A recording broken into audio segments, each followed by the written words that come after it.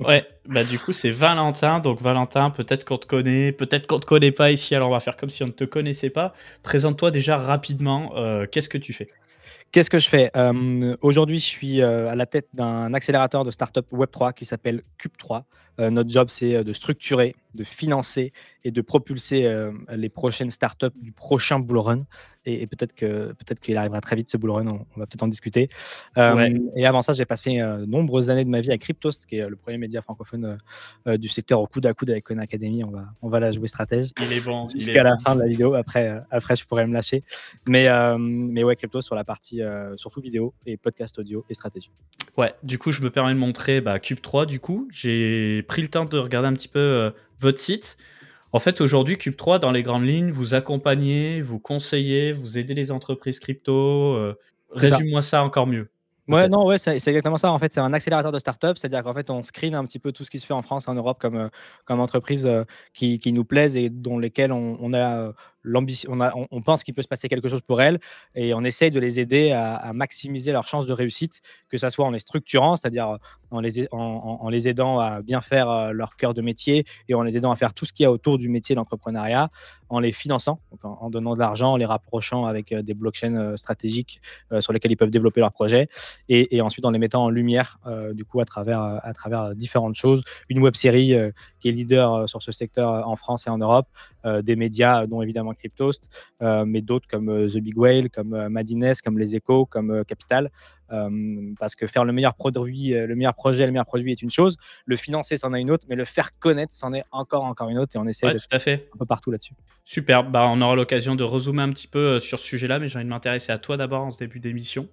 En tout cas, sur le site, vous pouvez voir un peu, bah, tous les cubers. Les cubers, c'est les gens avec qui vous travaillez, du coup? C'est les startups qu'on accompagne, ouais. Superbe. Et c'est que du francophone ici ou il y a de tout? Non, alors ouais, si, c'est que du francophone. Il y a du Suisse, Belgique, il y a beaucoup de France. L'année dernière, on avait en dehors, on en avait un aux States et un en Asie. Mais cette année, là, sur les 14, c'est que du francophone, ouais. Très bien. Donc vous avez une petite cérémonie aussi avec Alors, la il y a un bug saison 2 graphique. qui démarre. OK. Mais ouais, effectivement, on a cette cérémonie. Ah, super, t'avais zoomé, c'est pour ça. J'ai eu peur. J'allais appeler mon dev. Effectivement, en fait, dans la sélection, on la fait pas tout seul.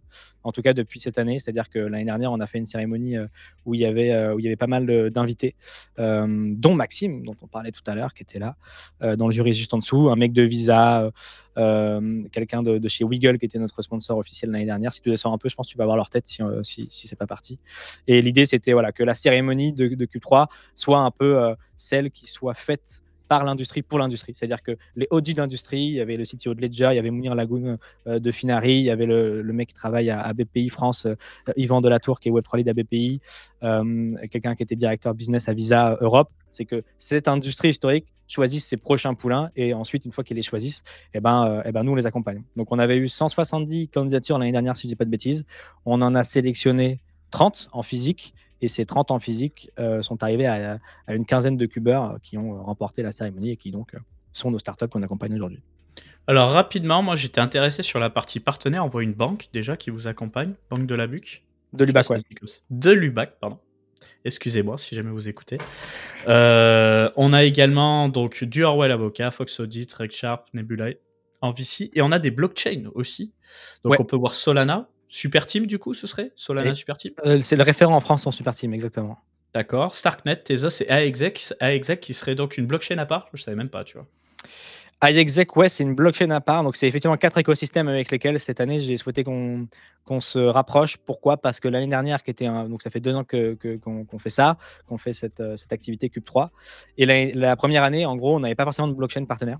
Ce qui fait Ouais. que les projets pouvaient build sur une blockchain avec un logiciel particulier, avec un logiciel de programmation particulier, et se rendaient compte au bout de 6 mois que c'était pas celui qu'ils voulaient, ou se rendaient compte au bout de 6 mois que la grande qu'ils ont obtenue, c'était sur un autre écosystème où il faut tout recréer parce qu'en fait, c'est du Rust et pas un autre logiciel. Enfin, c'était assez le bordel comme ça. Donc, je me suis dit, en fait, puisqu'aujourd'hui, on est vraiment leader sur l'accompagnement, on peut aller voir des blockchains et leur dire, bon, est-ce que vous souhaitez directement regarder un petit peu les projets qu'on a et les accompagner si elles vous plaisent jour 1. Et donc, c'est ce qu'on a fait avec ces 4 écosystèmes que je suis très content d'avoir, ce qui fait que l'ensemble des cubeurs sont dispatchés en fonction de leurs besoins et des envies des blockchains sur ces blockchains-là. Et donc, elles ont tout de suite un cadre, qu'elles ont tout de suite des référents, qu'elles ont tout de suite un grant qui leur permet de se développer toute l'année avec nous. D'accord, ouais, donc vous bossez quand même avec, les foundations de ces différents projets qui peuvent vous débloquer du budget potentiellement, Ouais, et dès qu'il y a un problème technique, qui, dépasse notre capacité de réponse, bah, ils répondent tout de suite, en priorité à nos startups parce qu'on a vraiment un contrat avec eux, qui fait que c'est plus rapide, quoi. et du coup, dans vos partenaires, enfin des gens qui collaborent avec vous, c'est que des gens qui font déjà de la crypto ou tu as des entreprises qui veulent faire une transformation vers l'écosystème crypto? Tu veux dire du côté des startups qu'on accompagne ou des partenaires? Oui, des startups que vous accompagnez, pardon. Du côté des startups qu'on accompagne, moi, ça a été une partie de ma vision de dire: «Il faut qu'on aille au-delà de l'écosystème, qu'on connaît déjà». Donc, moi, je suis dans l'écosystème depuis 2017, professionnellement depuis 2019 avec Cryptost, et donc, on le connaît, très bien. Mais je me suis dit: «OK, moi, mon prisme», parce qu'il en faut toujours un, ou en tout cas une croyance, c'est aussi d'aller chercher des startups du monde réel qui vont utiliser cette techno sans forcément en faire l'apologie, tout comme on utilise internet avec TCP/IP, qu'on ne fait pas la promotion du Web 2 ou TCP/IP. Donc on a quelques Yes. startups parmi les 15 qui sont pas du tout des gènes, qui sont vraiment, le monde, réel. On a, notamment un projet qui s'appelle Memory Connect, qui vise à révolutionner, le contrat obsèque. Donc en fait, c'est totalement, tu te dis: «Mais qu'est-ce que ça fait là?» En fait, c'est 3 porteurs de projets issus du milieu funéraire qui en ont eu marre de délivrer des contrats obsèques qui ne se revalorisent pas, et le jour où il y a un pépin dans la famille ou dans les proches, et que, bah, tu te rends compte que les dernières volontés, qui sont une loi obligatoire à suivre, du défunt, ne peuvent pas être couverts par son assurance, que ça fait 20 piges qu'il paye parce qu'il y a eu l'inflation et les contrats n'ont pas été revalorisés, et ben, c'est une charge financière très lourde en plus de la charge émotionnelle. Donc ces gars-là qui viennent Mmh. de ce milieu-là, qui vendent des milliers de contrats obsèques, se sont dit: «Stop, on arrête, c'est vraiment trop et on va essayer de le révolutionner de l'intérieur». Et donc ils utilisent la blockchain pour la transparence, ils utilisent, la finance décentralisée pour essayer d'avoir quelques protocoles un peu stratégiques. C'est une marque, qui avance beaucoup, sur lequel on travaille énormément sur l'aspect réglementaire, parce que là, coucou la réglementation, on est en plein dedans. Mais Ouais. voilà, ça fait partie des trucs un peu concrets. On a une autre boîte qu'on avait l'année dernière, qui a bien marché, qui marche très bien, qu'on va lancer une belle levée de fonds avec eux, qui s'appelle Dogo, qui tokenise de l'énergie renouvelable. Donc là, son concept, c'est de dire, on va, pour essayer d'avoir la neutralité carbone, ou en tout cas d'aller dans le bon sens de l'histoire, il faut beaucoup plus de fermes éoliennes et solaires en local, mais c'est des fermes éoliennes et solaires qui valent moins de 10 millions à construire. Et du coup, les marchés financiers ne regardent pas du tout cette partie-là, OK, je regardent les vois. trucs qui valent plus de 40 millions. Et donc, ils tokenisent des kilowattheures d'énergie future, et à partir de 10 $, du coup, tu peux, toi, acheter un kilowattheure du 15 janvier 2038, ou un peu avant, hein, si on veut le faire un peu avant, et ce qui permet instantanément, du coup, à la ferme de se financer. Et le jour où bah, le kilowattheure il est produit, tu peux le voir on-chain, parce que c'est un produit qui se regarde on-chain. Tu peux voir exactement à qui il a été vendu et à quel prix et au centime près, et tu retrouves du coup ton investissement avec un intéressement de 10 à 12 par an, ce qui permet d'avoir une nouvelle classe d'actifs, et ce qui permet, quand le prix de l'énergie augmente, de pas juste être triste, mais de aussi te hedger face à cette chose-là. Ouais. Donc c'est une nouvelle classe d'actifs, tu finances des trucs un peu cool, et puis tu as un rendement qui est pas dégueulasse, entre 8 et 12, et c'est un milieu qui fait très peu de défauts parce qu'il est extrêmement surveillé, extrêmement subventionné, extrêmement compétitif. Donc c'est assez safe d'investir là-dedans, et donc Dogo a levé pas mal ces derniers temps, on va l'annoncer bientôt. Mais tu vois, c'est des milieux qui utilisent le Web3 sans en faire l'apologie. Ouais, mais c'est très bien, ça fait sens. Mais du coup, ça s'adresse pas trop au retail parfois? Bah, là, les 2 produits dont on vient de parler, si finalement, tu vois, l'assurance obsèque, c'est OK. clairement un truc retail. Alors, c'est pas un truc de nos âges, Oui, on est bien oui, d'accord, oui. mais c'est quand même pas mal de retail, c'est même que du retail. Et après, le produit Dogo, c'est investir dans les énergies renouvelables à partir de 10 $. On annoncera, et Oscar particulièrement Dumont, qui est son CEO, des partenariats avec des grosses plateformes, qui distribueront ce genre de tokens. Donc, n'importe qui pourra l'acheter. Après, c'est vrai que ça intéresse énormément les banques, parce qu'en plus, il y a de la décarbonation associée C'était à ce genre ça, ouais. d'investissement. Mais le retail est aussi adressé par ces produits-là. Très bien. Et ben, maintenant, on va parler de toi avant de revenir sur, Cube 3 parce que ça se dit bien Cube 3? Ça se dit Q3, tout à fait. Très bien. Revenons sur toi, donc Cryptost, création de contenu au format YouTube. Je sais que tu voulais avancer sur de nouveaux types de formats, bah, c'est ce que tu fais aujourd'hui au travers de Cube 3, notamment. Mais on connaît pas assez le Valentin, spéculateur. Donc, est-ce que tu peux nous en parler? Est-ce que, tu es full, bitcoin? Est-ce que tu es dehors? Comment tu travailles aujourd'hui en dehors de toute ton activité entrepreneuriale, ton patrimoine crypto? C'est une bonne question, mais en fait, je pense qu'on le connaît pas trop, ce Valentin-là, parce il existe pas forcément des masses. Je pense que je suis un peu grand-père sur certains de mes placements, parce que déjà j'ai pas le temps. C'est-à-dire que moi je considère ma journée comme une boule d'énergie plus que du temps et du coup, mon énergie, elle est un peu limitée comme tout le monde, donc je préfère la passer dans des trucs où je sais qu'il faut que je la mette. En l'occurrence, trader toutes les 5 minutes ne fait pas partie de là où j'ai envie de mettre mon énergie, toutes les semaines non plus. Donc j'ai mes D'accord. bagues, assez classiques, de Bitcoin, d'Ethereum, qui sont là. Je m'amuse un peu avec la finance, décentralisée, sur les protocoles, comme Morpho, comme, Aave, parce que historiquement, c'est ce qui m'a fait le plus, kiffer en 2020 quand j'ai vu cette, industrie arriver, naître et toutes les folies qu'il y avait à l'époque et j'en ai passé des heures et au carré. Donc c'est l'écosystème que je connais Mmh. le plus aujourd'hui. J'ai quelques meme coins parce que j'estime qu'effectivement quand il y aura la reprise, ça fera partie. C'est un peu mon bet Bitcoin Cash de l'époque. C'est-à-dire qu'à l'époque, quand Bitcoin Cash était un peu le retail n'aura pas assez d'argent pour acheter un Bitcoin complet, donc il prendra un Bitcoin Cash et ça va pas trop mal marcher. Là, bon, bah, il n'aura pas forcément assez d'argent pour acheter un Bitcoin, donc il ira sur les mêmes coins, probablement Dogecoin ou ce genre de choses. Donc j'en ai un peu, mais c'est assez dérisoire. Et voilà, je suis quand même Mmh. très Bitcoin Ether, un peu de Solana, un peu de top 10 et je m'aventure peu ailleurs que ça. OK, très bien, bah, au moins c'est très clair et du coup, Cube 3, comment t'en es arrivé à créer ça? Parce que c'est quand même très, je dirais, B2B d'une certaine façon, alors qu'avant tu étais plutôt média, donc tu t'adressais plus à monsieur tout le monde. Là, tu t'es rapproché des entreprises. Comment t'en es arrivé à cette conclusion? En fait, à force de rencontrer des gens dans les salons ou en DM, qui me parlaient de leurs projets et qui avaient besoin soit d'un regard, soit, d'un coup de pouce, soit d'un spotlight, je me suis dit qu'il y avait vraiment ce besoin en France, en Europe et en France, d'accompagner les projets si on voulait un peu, continuer, d'avoir des trucs sérieux qui se produisent ici. Donc voilà, en fait, c'est arrivé par le marché en lui-même. Le marché en lui-même où je me suis dit: «Il y a une opportunité business». Après, il a fallu la structurer, cette opportunité business, parce que, entre donner, une idée sur, Twitter ou être advisor, d'un projet où je donne 1 heure, par an, et construire une boîte autour de ça, c'est différent. Donc ça date d'il y a, ouais, 3 ans, je pense. Et puis au fur et à mesure, du coup, pendant 1 an, de se dire: «OK, comment on peut apporter de la valeur, supplémentaire aux startups d'aujourd'hui? Qu'est-ce qu'elles n'ont pas? Qu'est-ce qu'elles ont?» En fait, elles ont plein d'informations parce qu'on est des gens d'un écosystème qui n'est pas issu de formation traditionnelle. Donc c'est-à-dire qu'on est tous des autodidactes, en tout cas encore plus il y a 2 ans qu'aujourd'hui, parce qu'aujourd'hui, il commence à y avoir des formations un peu sympas. Je pense à la BBS, je pense à l'IRA, et puis même à des formations plus traditionnelles dans des facs ou des écoles d'ingénieurs. Mais c'est quand même encore un peu petit. Donc c'est-à-dire que la majorité des gens viennent, d'apprendre par eux-mêmes. Et par contre, ce qui est extrêmement compliqué, c'est d'apprendre à entreprendre. Moi, Oui, je vois vraiment Cube 3 comme dans Harry Potter, parce que j'aime bien Harry Potter. Je sais pas si tu ça vois se dans Harry voit. Potter.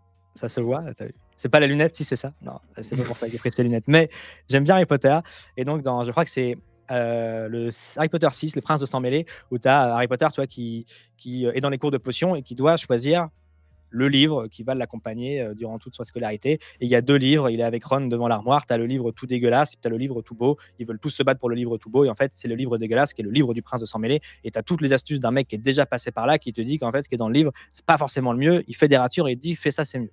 Et donc je vois un peu Cube 3 de cette manière-là, c'est-à-dire, c'est un accélérateur fait par des entrepreneurs pour des entrepreneurs, où mes associés et moi, ça fait un moment qu'on entreprend. Mon associé Alexis, que tu as déjà croisé, a fait, un média, qui est extrêmement connu aujourd'hui, dans la culture, qui s'appelle Bouscapé.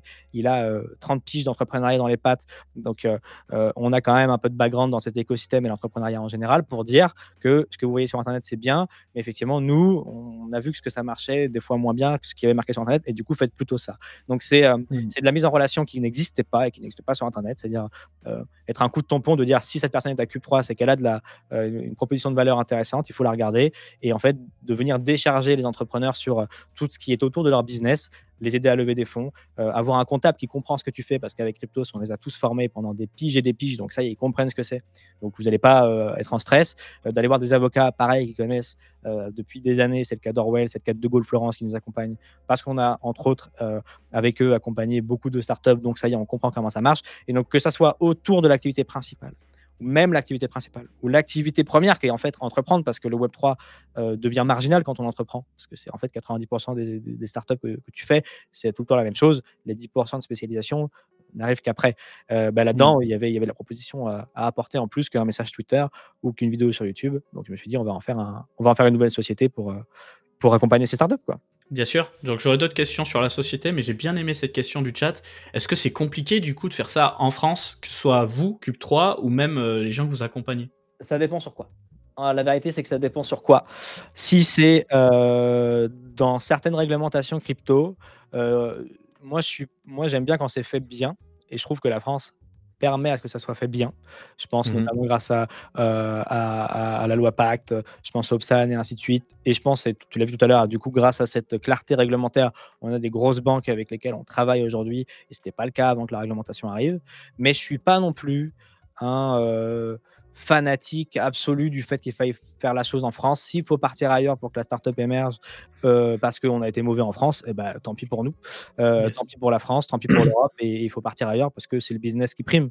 Donc sur certains points, oui, sur d'autres, non. Après, si c'est monter une startup en France, je trouve quand même qu'on n'est pas trop, on n'est pas trop, mal, parce qu'il y a quand même le chômage, parce qu'il y a quand même BPI France qui peut aider les startups. On peut avoir 1 an et demi de chômage quand on quitte un taf pour lancer sa boîte et avoir 70 de ses revenus, donc c'est pas dégueulasse. On peut, avoir, entre 20 et 100 000 € de BPI France, des régions et tout pour lancer son business, c'est pas dégueulasse.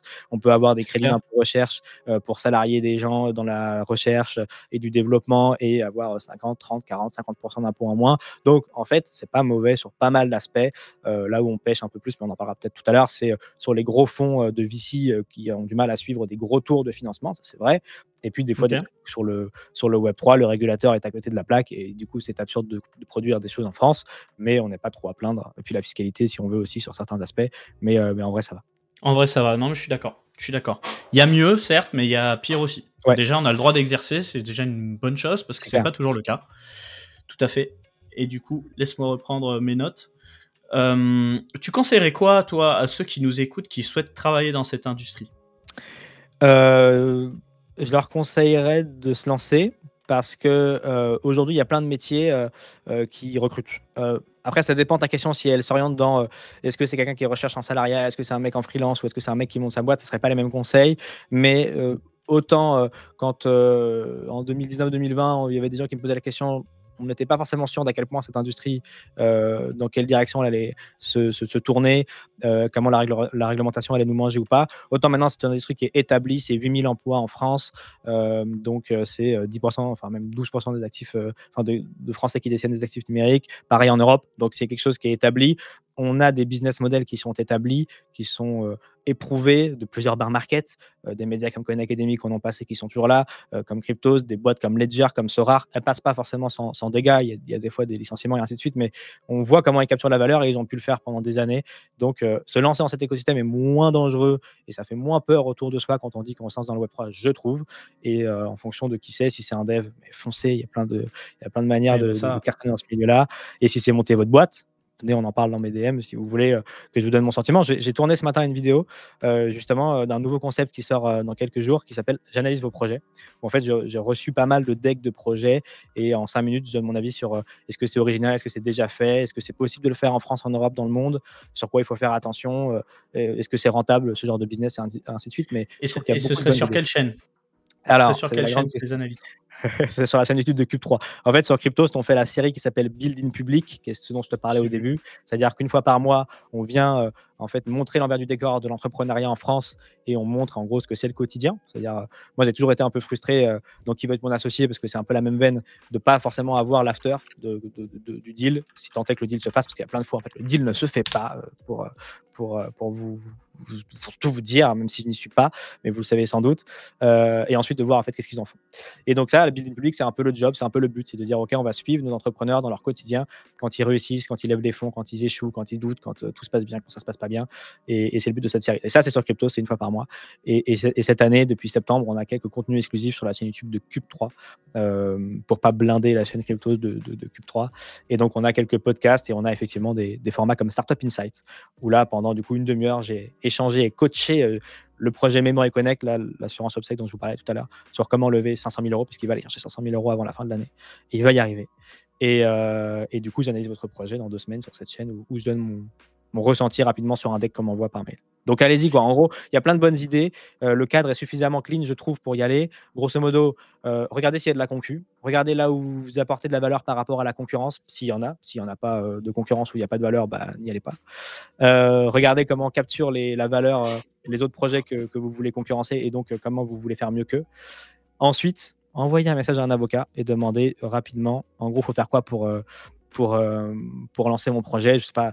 Alors, il y a beaucoup de tokenisation immobilière, hein. J'ai dit ce matin dans le format, la tokenisation, quand on parle de tokenisation, le premier truc qui arrive, c'est la tokenisation immobilière. Mais de toute façon, c'est certain, tokenisation real world asset, c'est un truc qui a été vu et revu depuis 18 mois dans le milieu juridique. C'est possible de le faire en France, et ce depuis 2017 et encore plus récemment. Mais en gros, demandez une legal notice à un avocat, histoire de comprendre dans quoi vous vous engagez. Pourquoi? Parce qu'il y a plein de bonnes idées, mais je trouve que l'aspect réglementaire, qui est certes et à 1000% l'aspect le plus chiant du monde, est trop négligé par les entrepreneurs, parce qu'ils du coup ils foncent tête baissée, ils buildent un truc exceptionnel, et au moment où il faut le sortir, en fait c'est pas possible, parce C'est qu'il pas faut dans les des clous. trucs AMF. Voilà, exactement, il faut des réglementations AMF qui mettent 6 à 8 à 12 mois à obtenir, qui coûtent 300 000 balles. Et donc, le mec, l'entrepreneur est frustré d'avoir build un truc qui peut pas sortir. Du coup, soit il le sort pas, soit il le sort à sa risque et péril, et ça se passe mal parce qu'en fait, il regarde ça, hein, les régulateurs. Et donc, il se reprend une petite convocation à la maison. Et ensuite, ou alors il part le faire ailleurs à Dubaï, et ça marche, mais ça aurait pu être fait en France si ça avait été fait dans l'ordre. Donc, l'aspect réglementaire, c'est toujours important à regarder, mais je trouve qu'il faut y aller parce qu'il y a plein de belles choses à construire, et ça coûte tellement moins cher aujourd'hui de le construire qu'il y a 4 ans. Foncez. Yes. Et je vais donc reposer ma question, mais plus dans le sens du chat. Donc, tu nous as parlé de soit monter sa boîte, là, tu l'as très bien expliqué. Là, on va s'adresser à des gens peut-être moins entrepreneurs, avec moins que des profils tech. Imaginons, tu connais bien les cryptos, tu as quand même un bon ADN crypto, mais c'est pas ton boulot, tu as un boulot à côté, mais tu as envie d'être dans cet écosystème, tu as envie de t'impliquer. On pense souvent à marketing, sales, etc.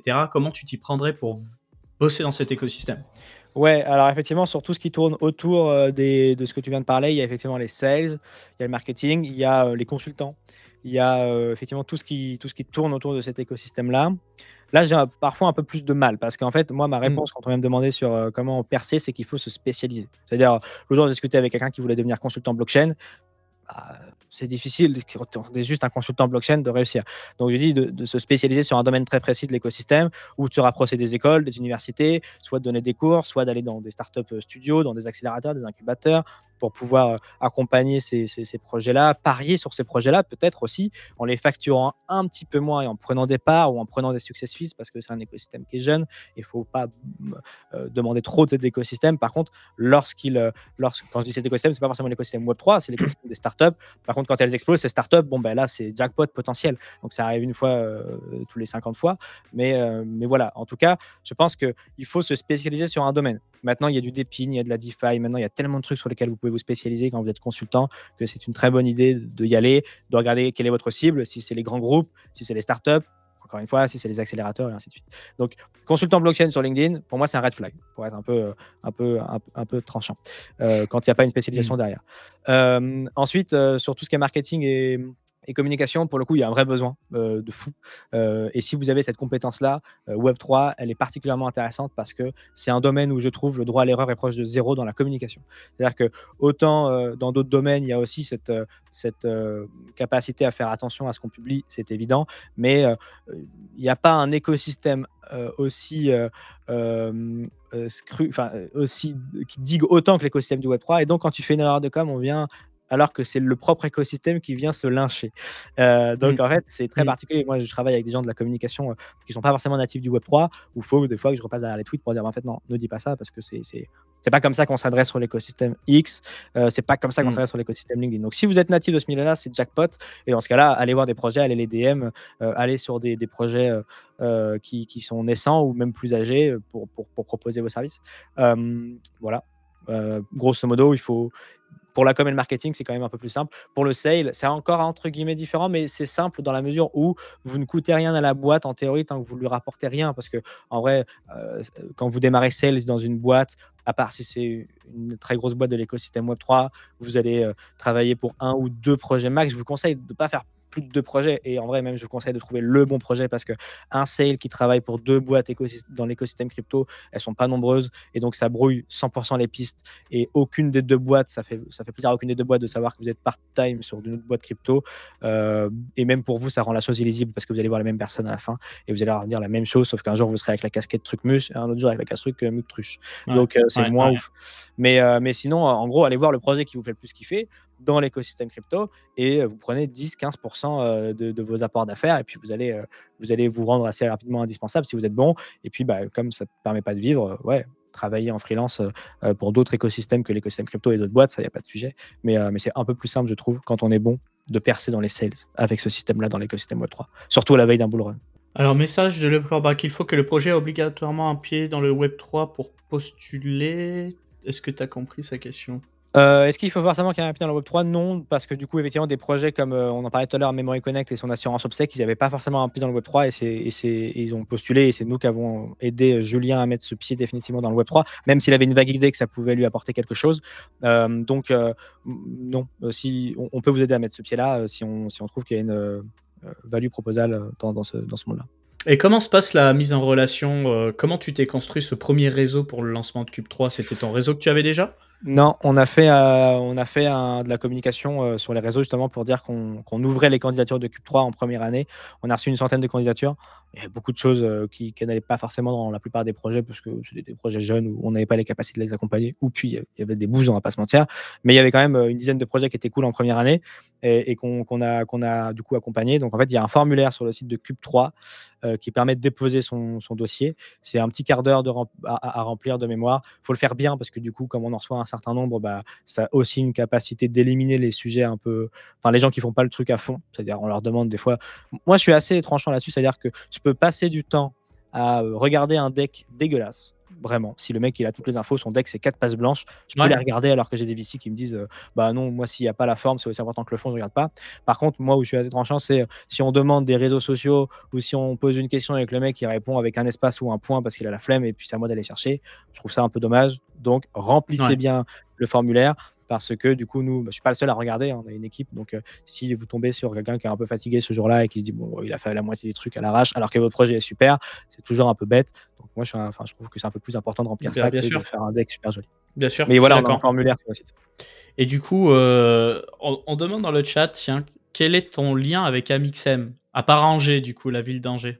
On est associé sur une boîte qui du coup a repris la Redbox dans laquelle je suis, qui était son ancien local où il tournait ses vidéos, où il est parti pour prendre des locaux un peu différents. Parce que grosso modo il avait besoin de plus de hauteur sous plafond. Monsieur a des exigences. Et donc du coup maintenant en fait comme Maxime il fait vraiment des trucs vraiment sur mesure où en fait avant il avait du coup son studio ici puis il faisait des vidéos React dans son studio, maintenant il fait des vidéos un peu plus produites où chaque décor est un peu nouveau, donc c'est pas du tout la même manière de production. Donc il est parti de la Redbox et donc j'ai repris la Redbox et donc on s'est associé parce que du coup on a une boîte de production qui produit tout ce que vous voyez là et donc nous sommes associés. Ok, donc c'est 8 Studio, c'est ça? Comment ça? Alors, quand on va dans les vidéos de Cube3, on peut voir 8S Production. On peut voir en description. 8S Production. 8S, le chiffre 8 et la lettre S Production, effectivement, qui produit tous les contenus de Cube et une grande partie des contenus de Cryptos et puis pas mal d'autres gens de l'écosystème Web3. On n'est pas encore, j'en ai pas fait encore trop une marque où on peut produire out. Enfin, on produit, mais on n'en fait pas forcément beaucoup la com. Et demain, on produira même des créateurs de contenu. Mais ça, on l'annoncera. C'est un petit alpha que je te donne, Capette. Mais effectivement, on va aussi accompagner des créateurs de talent sur cette partie-là dans les prochains mois. Mais voilà le lien. Voilà, nous sommes voisins et nous sommes professionnels et nous sommes associés. D'accord. Et du coup, la ville d'Angers, c'est la ville où tu as grandi? La ville d'Angers, c'est la ville où j'ai grandi, ouais, exactement. J'aime beaucoup cette ville parce que je trouve qu'il y a à peu près tout ce qu'il faut pour que ça soit une ville agréable. C'est d'ailleurs la première ville de France où il fait bon vivre. J'aime à le rappeler sur tous les sondages des 10 dernières années en France. Vous pouvez taper sur Google, première ville de France où il fait bon vivre. Et ça sera Angers, je ne mytho pas. Et je n'ai pas acheté Google, mais ni la ville d'Angers d'ailleurs. Mais ouais, j'aime bien cette ville-là parce que je vais souvent à Paris. Hein. D'ailleurs, demain matin, très tôt, je suis dans le train pour Paris et pour aller sur BFM et rencontrer pas mal de gens parce que l'écosystème, il est quand même à Paris, même si Q3 est à Angers et pas mal de gens sont décentralisés aujourd'hui. Mais j'aime bien Angers. C'est une ville à taille humaine où il se passe des choses et on a 1h15 de Paris en train. Donc, en vrai, c'est cool. Ouais, c'est vrai que vu comme ça, c'est pas mal. Et du coup, on me dit dans le chat, top 3 des talents que tu apprécies. Alors, quel type de talent? Peut-être des projets, je ne sais pas. Bah là, et alors je vais répondre à tout comme ça. J'espère que je vais répondre à sa question. Que ça soit des cubeurs actuels, moi j'aime beaucoup Dogo qui tokenise l'énergie renouvelable.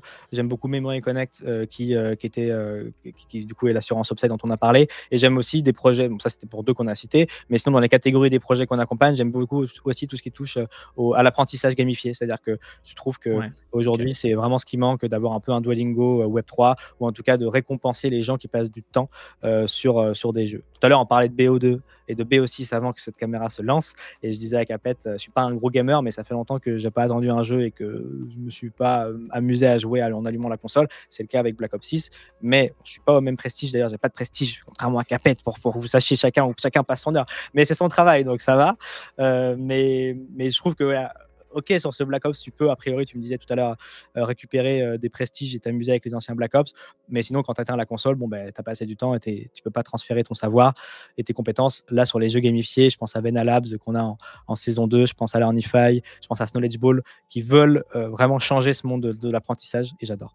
Après, sur des talents YouTube, euh, pareil, alors, si c'est dans le Web3, j'aime beaucoup un jeune YouTuber qui s'appelle Asher, j'aime beaucoup un jeune YouTuber qui s'appelle Iril. Iril est bon. Ces gens-là, Iril est exceptionnel, il est vraiment trop Aigri fort. chez nous aussi, qui est rentré, il est Ouais, très tu m'en très très parlais tout à fort. l'heure. Ouais. Mais ouais, franchement, je regarde aussi sur Twitter pas mal de talents parce que avant, on pouvait dire des youtubeurs. Maintenant, il y a tellement de trucs. Il y a des TikTokers, il y a des Instagrammeurs, il y a tous ces formats-là. Il y a des TikTokers qui sont exceptionnels aussi. Donc, de ce point de vue-là, il y en a plein. Et puis après, des créateurs en règle générale. Je suis consommateur de YouTube tendance. Donc, en fait, il change un peu quand les tendances de D'accord. YouTube m'influencent. Mais sinon, bon, j'ai ma petite tier list, mais c'est vraiment quand même le tendance ou l'accueil de YouTube qui me drive. Très bien. Bah écoute, on est pas mal sur ce petit format. Quels sont tes next steps? Là, c'est quoi ton focus pour 2025? Tu aimerais accomplir quoi? En 2025, j'aimerais beaucoup que la cérémonie qu'on va faire l'année prochaine, elle soit encore un step au-dessus de celle qu'on a sortie en mars de cette année. Enfin, on l'a sortie un peu plus tard, mais on l'a tournée en mars-avril, sur différents aspects. Donc, c'est, comme je vous disais, la cérémonie qui permet, entre autres, de sélectionner les talents de la prochaine génération de Cube 3, mais aussi de célébrer les entrepreneurs du quotidien. Donc, l'année prochaine, j'aimerais vraiment faire un produit d'entertainment. Je trouve que ça a été un carton. Elle a fait 4 millions d'impressions et des centaines de milliers de vues sur les réseaux, la cérémonie, mais elle n'est pas sortie de l'écosystème Web3.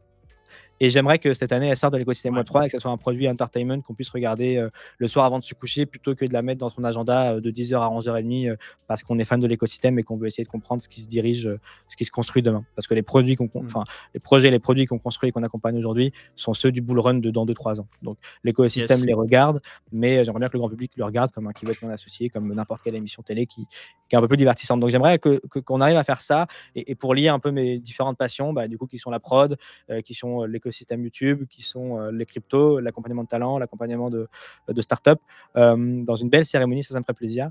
J'aimerais qu'on ait quelques beaux projets qui ont des belles levées de fonds et qu'on puisse dire où est-ce que va l'argent, parce que faire des levées de fonds pour faire des levées de fonds, ça m'a jamais intéressé. On a des beaux projets en saison 1 qui ont levé de l'argent, on a levé plus de 4 millions d'euros avec eux.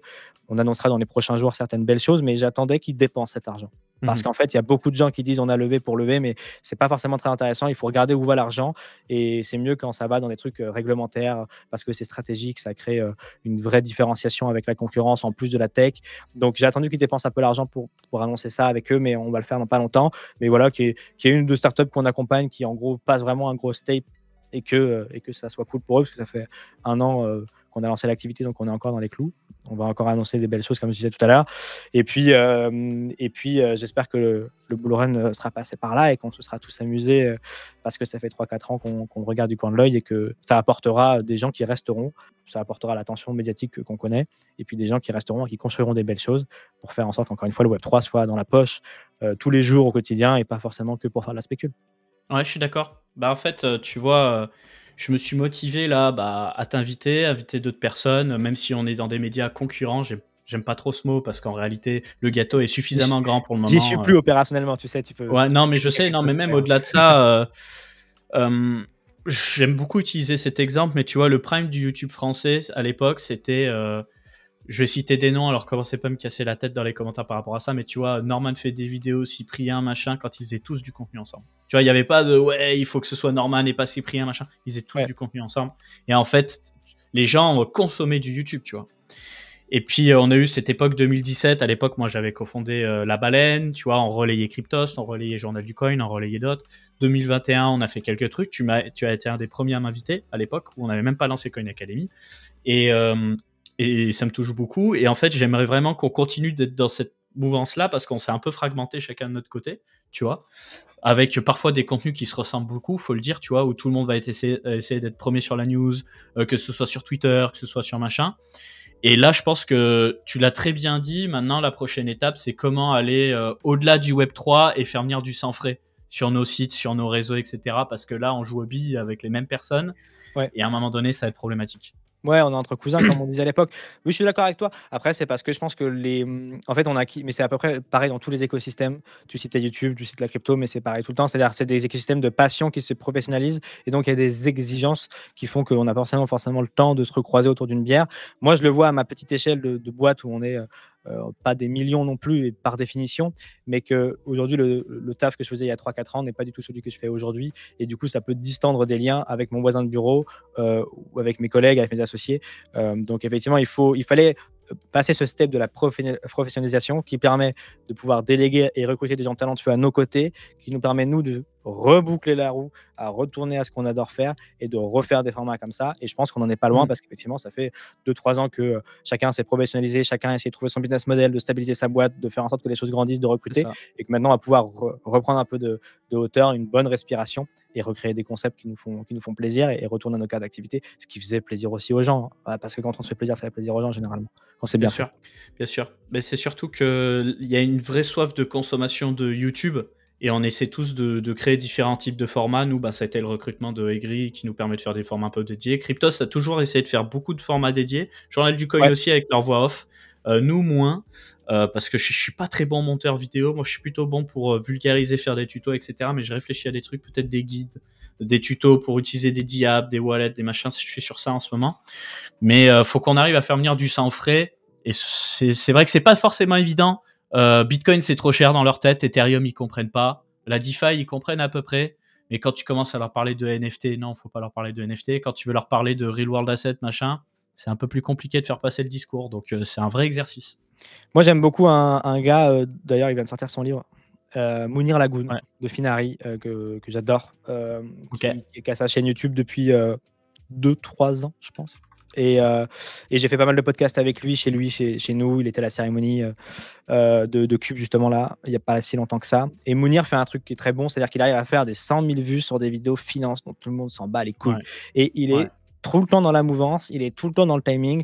Je discute assez souvent avec lui, il a un sens du timing qui est assez exceptionnel. Quand des ministres étaient nommés à l'époque sous l'ancien gouvernement, il arrivait à faire des trucs genre quel est le patrimoine de Gabriel Attal, parce que en fait c'est public, avec la transparence de la vie publique en France, personne ne va regarder ces sites-là, et lui il te fait une vidéo qui tape 150 000 vues et qui trouve prétexte à expliquer ce que c'est une SCI, à expliquer ce que c'est que les actions, certaines actions, des regroupements d'actions, des ETF, et il fait des trucs assez forts là-dedans. Je trouve que ce prisme-là que je faisais à l'époque sur Cryptost et que j'ai plus le temps de faire aujourd'hui, c'est certain, des trucs où en fait on prend le mec par le bras, on raconte une histoire, et par le biais de cette histoire, on arrive à inculquer des choses, et en tout cas à ouvrir la porte dans l'esprit des gens. C'est beaucoup plus puissant que de faire un tuto sur la nouvelle application DeFi qu'il faut suivre, parce que du coup là, tu vas pas t'adresser à 95% des gens.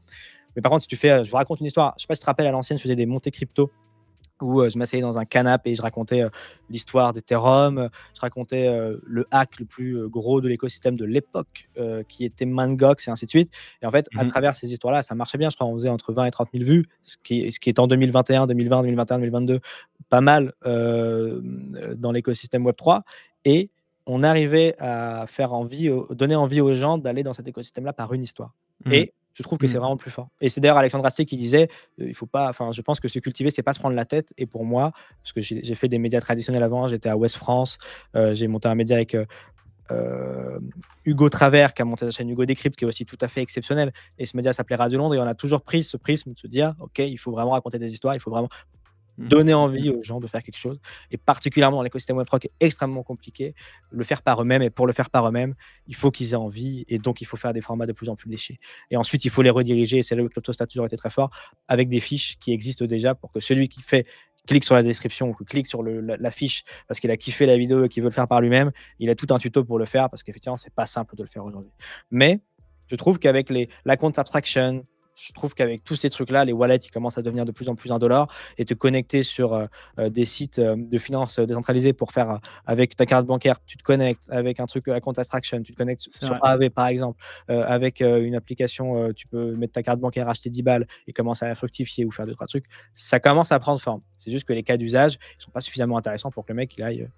Quoique, avoir un rendement 2 à 3 fois supérieur au livret A commence à être intéressant, mais la finance n'intéresse personne. Tu vois, c'est là où je trouve que Mounir est très fort, c'est que le biais financier, j'avais une discussion avec Stani Kulechov, le cofondateur de AAV il y a quelques années, qui me disait, je pense que les réseaux sociaux sont la plus belle décentralisée, Lens en l'occurrence, puisque c'est lui qui Ouais. le portait à l'époque, et la plus belle des backdoors pour amener à la finance décentralisée. Parce que quand les mecs ils vont se rendre compte qu'ils possèdent leurs données, mais que bon, c'est pas forcément très rentable, mais qu'ils peuvent posséder leur thune et que ça soit rentable, ben, en fait, là, le cas d'usage va rencontrer l'intérêt du public et ça va faire des explosions. Et je suis d'accord avec ça. Lens n'a pas forcément très bien marché après, donc du coup, ça n'a pas attiré beaucoup de monde. Je pense pas que les réseaux sociaux décentralisés soient à la poubelle. Au contraire, quand Non, on voit les clairement. dingueries sur X et tout, détenir ses followers, détenir ses contenus, pouvoir se barrer du réseau social numéro 1 qui te saoule parce qu'il a changé ses conditions d'utilisation pour aller sur le réseau social numéro 4 qui est bien plus stylé, mais garder tes followers, c'est la base de ce qui nous attend demain. Et donc, si c'est pas Lens, mais je pense que Lens aura sa place, ça sera un autre. Et effectivement, ça sera trop bien pour la finance décentralisée. Bah ouais, je pense qu'on va terminer l'émission là-dessus. Je pense que les réseaux sociaux décentralisés, il y a un gros truc. C'est que moi, j'adore Twitter. Je suis vraiment l'utilisateur Twitter de la première heure. C'est toute ma life. Et j'ai un biais politique qui est un secret pour personne. Mais là, aujourd'hui, c'est un panneau publicitaire Trump versus le monde traditionnel qui a un panneau publicitaire Kamala Harris. Ouais. Et t'es en mode, on peut avoir un juste milieu, les gars, c'est jouable. Ou alors, vous me prenez pas la tête avec ça. Est-ce qu'on peut voir un petit peu de choses? Là, aujourd'hui, c'est vraiment, vraiment hardcore ce qui se passe sur Twitter. On est passé de modération à outrance où on pouvait pas faire une blague un peu déplacée à des trucs, moi je vois, mais pour vous, des fois, il y a des trucs qui passent, c'est vraiment violent en ce moment sur Twitter. C'est très, très, très, très violent. Donc, il y a de quoi faire. Le monde se polarise et dans cette polarité, il faudra effectivement avoir si c'est monde-là, si c'est le monde qui se polarise, il faudra que les gens le comprennent et puissent même faire des choix et qu'on les force pas à subir un pour vous avec que du Trump ou que des images choquantes parce qu'il n'y a plus de modération. Et surtout qu'on arrête même si c'est moins vrai pour X que d'autres réseaux sociaux, de vendre à outrance ces datas-là. Il y a eu et on a une boîte d'ailleurs sur Cube3 qui s'appelle Ashguard qui essaie de décentraliser le cloud et d'en mettre pas mal de sécurité avec de la contre-abstraction et ça marche pas trop mal. Avec qui j'ai eu une discussion l'autre jour quand il y a eu le leak de Free où les gens se fichent, en gros, ils s'en battent les couilles complets qu'il y a un leak de Free. J'aime bien le personnage de Xavier Niel, donc je tape pas particulièrement sur Niel, mais par contre, ils se disent tous avec un IBAN on peut rien faire, avec mon nom on peut rien faire, mais les amis. Social engineering. Ça peut faire des dégâts de fou furieux. Donc effectivement, tout ça peut en partie être résolu, en partie seulement par ce genre de solution-là. Et pareil sur la revente des data, en partie. En tout cas, ça va vers le mieux. Et donc, pour toutes ces raisons-là. Et encore une fois, ne serait-ce que là, tu as une communauté de 240 000 personnes sur Twitter avec Cryptos. Le jour où, je sais pas, ils ferment ses serveurs ou que c'est vraiment trop le dawa, mais on a mis des sommes astronomiques dans des community managers où on va tout perdre parce que, je sais pas, c'est devenu un fou furieux, Elon, et puis c'est fini. Bon, sur Lens, on a 15 000 followers. Si Lens nous saoule, on prend notre NFT, puis on va sur une autre itération que Lens, et on garde les 15 000 followers. Et puis ceux qui veulent nous suivre là-bas, nous suivent là-bas. Et ce qui est d'extrêmement compliqué, c'est que moi, je le sens, en tant que créateur de contenu depuis très longtemps, j'ai jamais été un Squeezie ou un AMXM, j'ai jamais été à ce grade-là. J'étais un petit peu... les gens connaissent Capet pour les tutos, pour le gaming, machin. Ils me connaissent, ils savent que j'existe. Mais c'est pas le réflexe, tu vas aller consommer ton Capet régulièrement. Et moi, je sais que le jour où mes réseaux pourraient sauter, là, j'ai plus qu'à aller chercher du boulot parce que ça reviendra pas d'un coup et j'aurai pas assez de puissance de frappe pour pouvoir m'en sortir. Ça, c'est évident. C'est tout à fait le problème. C'est-à-dire que, après, je pense que ça résolvera pas forcément, ça résolvera une grande partie du problème que de pouvoir te barrer avec ton NFT et tes followers sur un autre truc. Après, si l'itération numéro 2 est celle plébiscitée par le grand public, et puis que toi, tu vas sur l'itération numéro 8 où vous êtes 5 avec vos 15 000 NFT, enfin vos 15 000 followers sur le NFT, qui vont pas liker ton produit, c'est le même problème. Mais c'est plus facile de les garder, les transporter sur une autre itération avec la même arbre généalogique entre guillemets, architecturale, où les gens peuvent juste, au lieu d'aller sur X, vont sur X2 et gardent à peu près la même interface, mais c'est juste une autre modération, plutôt que de dire je me casse de X et je vais sur n'importe quel autre réseau social où il faut tout refaire et puis c'est pas les mêmes habitudes des gens, donc c'est beaucoup plus forcément plus difficile. C'est pas de l'open source, donc tu peux pas sucer le code de X pour faire la même interface. Donc ouais, il y a clairement ça. Et tu as raison, je pense que les gros youtubeurs qu'on vient de citer aussi, si demain il y a un truc qui saute, d'ailleurs c'est arrivé plein de fois où il y a des comptes YouTube qui sautent et c'est la panique à bord des créateurs parce qu'il faut essayer de convaincre YouTube que c'est pas forcément vrai ce pourquoi le compte il a sauté, ou si c'est vrai d'essayer d'avoir, en gros je sais pas si c'est le cas à l'époque, c'est toujours le cas, mais à l'époque tu avais vraiment le côté, si tu as 3 blâmes sur YouTube parce que tu as, je sais pas, fait une connerie dans ce que tu as dit dans tes propos, premier blâme parce que tu as dit un truc interdit, deuxième blâme parce que tu as utilisé la vidéo d'un autre mec sans le demander, tu n'es pas crédité, troisième blâme parce que tu as utilisé une photo, un audio qui n'était pas libre de droit, 3 blâmes, chaîne elle est fermée, c'est fini. Normalement il fallait quand même ramer vraiment fort pour avoir un contact à YouTube qui t'aidait à t'en sortir, et encore tu pouvais ne pas t'en sortir, c'était fini.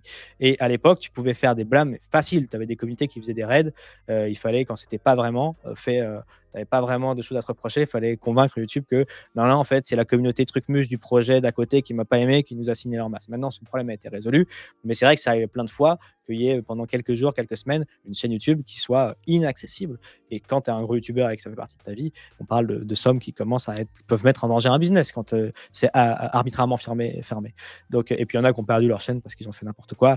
Mais ouais, je suis d'accord, c'est très intéressant là-dessus. Ça n'empêche que ça ne veut pas dire qu'il n'y aura pas de modération sur les réseaux sociaux décentralisés. C'est-à-dire que sur Lens, je pense à Orb, je pense à Lenster, il y a de la modération, tu peux supprimer ton tweet et tout. Alors après, on-chain, il peut en rester des traces, mais la partie visible de l'iceberg n'est pas visible. C'est ça, surtout. Tout comme, effectivement, il y a plein de trucs supprimés que derrière, avec des web machines, d'autres logiciels, tu peux retrouver des trucs, mais que le grand public ne soit pas. On n'impose pas ça au grand public. Et c'est vrai qu'aujourd'hui, ça peut m'arriver aussi de tomber sur des trucs où je me dis, mais putain, on m'impose des dingueries à voir sur Twitter, sur X, j'aurais aimé ne pas voir, que ce soit des images choquantes, et pourtant je suis pas facile, je suis pas choqué dès que je vois un truc un peu à côté de la plaque, et ou que ce soit des ambitions politiques qui sont à outrance, pétées, répétées, répétées, et effectivement c'est abusé. C'est clair. Un petit mot de la fin, Valentin, peut-être? Merci. Écoute, merci Capet. Au plaisir de te trouver sur BO6. Peut-être, je me connecterai, je te verrai. Prestige 10. C'est sur le compte de mon ami Bourrin, mais on est deux sur son compte. Sinon, moi, je suis quasiment Prestige 1 perso, ouais. Parce qu'elle double XP en ce moment. Et... aïe. Je l'ai dit tout à l'heure, quand j'ai voulu regarder, je suis allé regarder mon ami Lilian Aliaga qui a lancé sa plateforme Wack Research, Wack Research pour embêter Artem. Mais effectivement, et ta notif c'était on joue à BO6. Donc j'ai pas cliqué pour Artem et pour Lilian, j'ai cliqué pour BO6. J'ai perdu au change, si tu veux. Quand même. Mais non, mais en tout cas, merci pour cette invitation, très cool. Au plaisir d'échanger avec les gens. Mes DM seront ouverts si vous voulez discuter de quoi que ce soit. Il y aura des liens en description pour la rediff. Merci beaucoup. Et puis au plaisir de se croiser IRL dans un prochain event. Je crois que tu es à Auxerre, dans cette belle ville d'Auxerre, dans quelques mois désormais, puisque c'est tout début janvier, avec le magnifique événement de Max CryptoCerf. Et on se verra probablement là-bas, alors, avec beaucoup d'entre vous, j'espère. On se verra à CryptoCerf avec les copains, évidemment. Profitons-en et puis espérons que ce marché nous donne un petit peu de sucre. Peut-être pas que par rapport aux élections, peut-être pour des choses plus intéressantes. Nous verrons. En tout cas, j'attends beaucoup Mika. Je ne sais pas s'il y aura beaucoup de positifs, beaucoup de négatifs avec cette histoire de Mika. Mais ça va faire le règlement, bien, Mika ? Ouais. La réglementation ? On est sur la fin du podcast, il reste plus beaucoup de monde. Moi, j'y crois pas. Enfin, moi, je pense qu'on sera pas à l'heure sans Mika. Parce que là, des derniers sujets non, on le sera pas. De la DAN, qui est un peu l'association qui défend les intérêts du secteur auprès des politiques. On le voit bien. En gros, et puis même pour nos boîtes, je le vois, donc même sans parler de la DAN, c'est qu'en gros, les textes ne sont pas publiés, les textes de résolution ne sont encore pas tout à fait finis. C'est-à-dire qu'on a les grandes tendances, mais on ne sait pas exactement ce qu'il va falloir que les entrepreneurs fassent pour pouvoir obtenir les autorisations de mise en service. Donc aujourd'hui, il n'y a pas un mec Kamika, il y a juste un agrément renforcé, un agrément. Il y a carrément le truc du dessus qui est du coup obtenu par la Société Générale Forge sur certains. Et c'est les seuls. Et c'est les seuls, effectivement, donc une banque. Mais c'est vrai que Mika, pour l'instant, on est un peu à la bourre. Ce qui fait que normalement, ça rentre en application. Enfin, c'est officiel en 31 décembre de l'année, là, fin d'année. Et qu'il y a plein de boîtes qui attendent de savoir exactement ce qu'il faut mettre dans les dossiers pour pouvoir se mettre en conformité, donner le dossier aux autorités compétentes, qu'il soit validé. Donc, je pense qu'il y aura, pas le dire trop fort, mais je pense qu'il y aura un peu de délai OK, on va prendre un peu de temps parce que à part si ça dégaine vite, là, j'ai discuté avec certains d'entre eux, ça va être un peu compliqué. Mais Ouais, mais je une fois pense que que ça ça sera va bien dégainer des dans l'ordre. extensions, ouais. Ouais, ouais, Mmh. mais je pense qu'une fois que ça sera rentré dans l'ordre, mais je pense qu'on fait un peu les choses à l'envers des fois, même si le Complètement. texte est globalement pas mauvais, et ben, une fois que ça sera fait, oui, oui, ça fera du bien, je pense, enfin, ça donnera à l'Europe une chance supplémentaire à travers l'aspect réglementaire de faire entendre sa voix. On verra si c'est Ouais, suffisant. ouais, On si fait tout si pour, hein. si Dieu le veut, si C'est Dieu le clair. veut. Bon, merci beaucoup Valentin en tout Merci Gabet. cas. Les liens en description, on se retrouve à Auxerre et puis si jamais tu veux, faire un petit format sympa et bah, sache que l'équipe Coin Academy, elle est ouverte et Avec grand que ce plaisir. serait grand plaisir. On vous invitera à Angers dans ces beaux locaux. Avec plaisir. Et bah, passe une bonne soirée et Merci. n'hésitez pas à vous abonner si c'est pas encore fait, laissez un petit like et nous dire ce que vous en avez pensé.